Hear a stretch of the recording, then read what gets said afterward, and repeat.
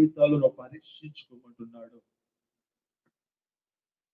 పేతురు ద్వారా ప్రభు అయిన యేసుక్రీస్తు మాట్లాడిన మాటలో ఎంత ఆంతర్యం ఉన్నదో, మనుషుని యొక్క అపరాధము క్షమించిన ఎడల ఆ పరలోకమందున్న తండ్రి మీ అపరాధములు కూడా